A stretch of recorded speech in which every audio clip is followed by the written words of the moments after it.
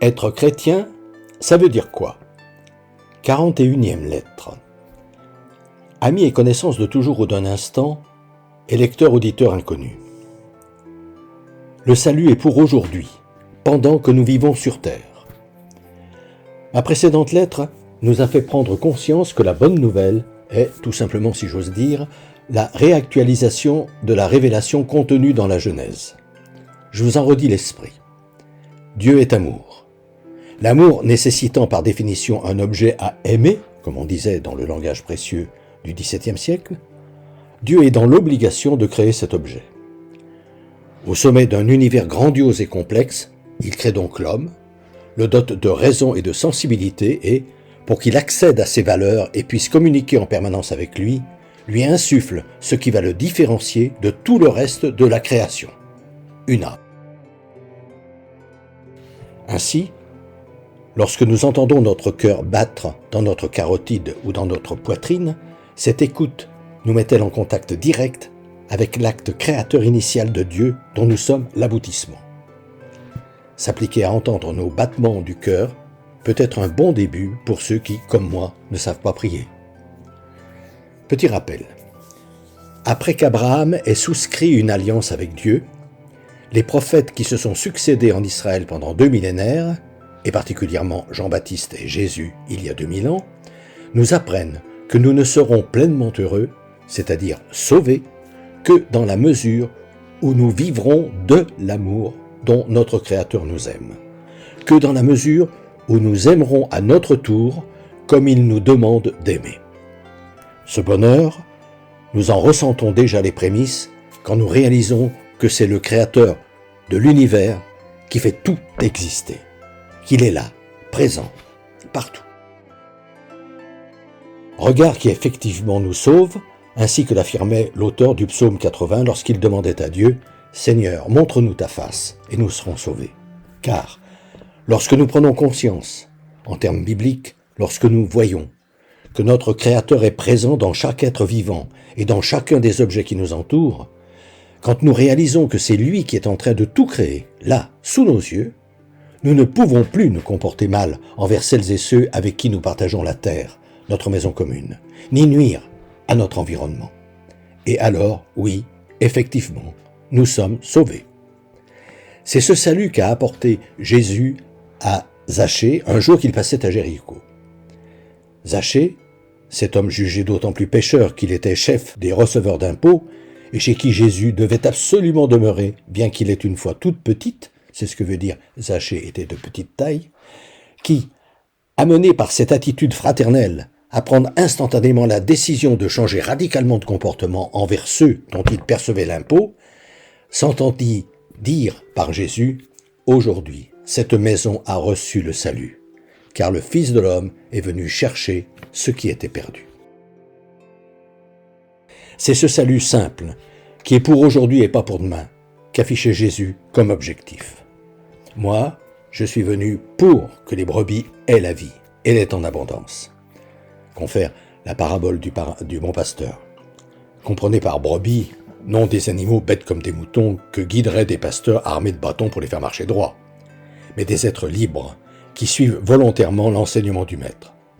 Ce que confirme la parabole puisque l'une des brebis use de sa liberté pour s'égarer et oblige le berger, puisqu'il est un bon pasteur, à tout faire pour la retrouver. Ainsi, quand nous veillons à employer correctement notre temps de présence sur terre, selon notre vocation d'homme, sommes-nous effectivement sauvés, c'est-à-dire heureux, même au milieu des épreuves. Concrètement, le salut, c'est quand je déchire ma carte de membre de ces 2 parties majoritaires de l'humanité auxquelles je cotise sans le dire. Le parti des ingrats et des inconscients, qui ne savons pas dire merci au véritable auteur de nos jours, lequel pourtant non seulement nous a donné la vie, mais ne cesse de nous engendrer tous, à chaque instant. Et le parti satanique des transgresseurs, qui piétinons avec hypocrisie les sublimes valeurs que Dieu a initialement inscrites au cœur de chacune de nos consciences, avant que notre soi-disant éducation nous en détourne pour nous rendre esclaves de ces lois inhumaines minables, prétendues nécessaires pour réussir sa vie. posséder toujours plus, disposer du plus grand pouvoir possible et paraître bon. Ce que de toute façon, nul n'est, hormis Dieu seul. Ces quelques exemples illustrent la nocivité de notre éducation. La tradition machiste, de la soi-disant supériorité de l'homme sur la femme, que traduisent encore aujourd'hui les inégalités salariales entre les hommes et les femmes de même compétence. Le travail intellectuel jugé supérieur au travail manuel, raison prétendue pour laquelle il mérite d'être mieux rémunéré. La disparité invraisemblable des salaires, qui, au lieu de se différencier au mérite, résulte trop souvent des dons que certains ont reçus injustement au départ de la vie, c'est donc que j'appelle l'injustice première. Le travail des enfants dans certains pays du tiers-monde, cette forme d'esclavage que revêt l'exploitation de la misère.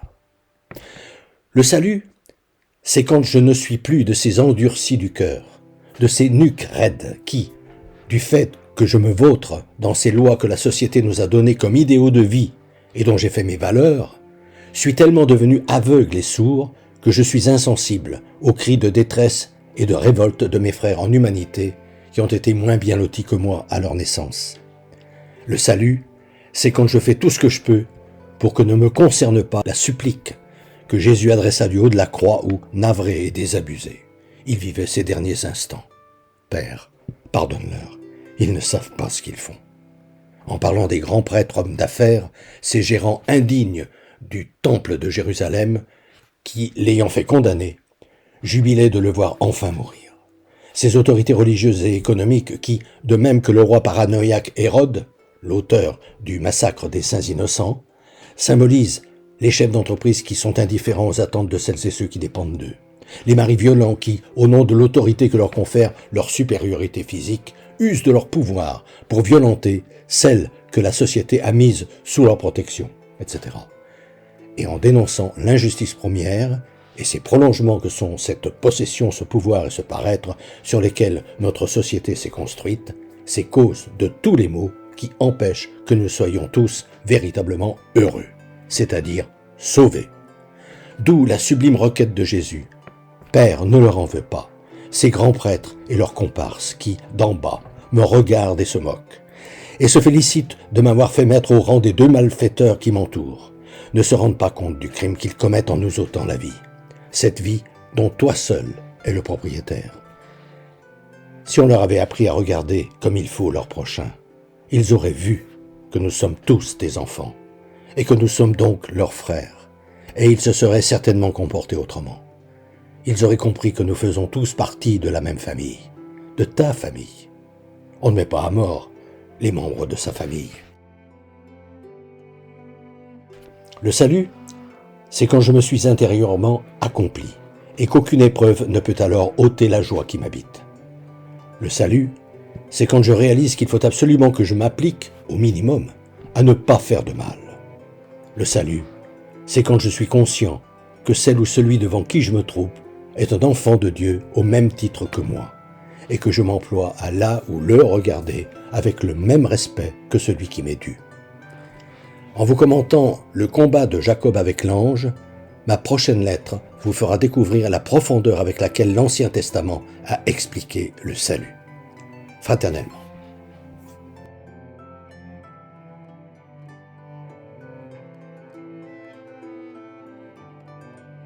Depuis des années, environ 1 fois par mois, j'envoie une lettre d'information spirituelle à tout mon carnet d'adresses. Le thème du moment est, depuis janvier 2019, être chrétien, ça veut dire quoi? Si ce sujet vous intéresse, n'hésitez pas à me transmettre votre mail, en vous contentant d'indiquer auditeur YouTube, vos noms et prénoms, et éventuellement votre numéro de téléphone si vous souhaitez me parler.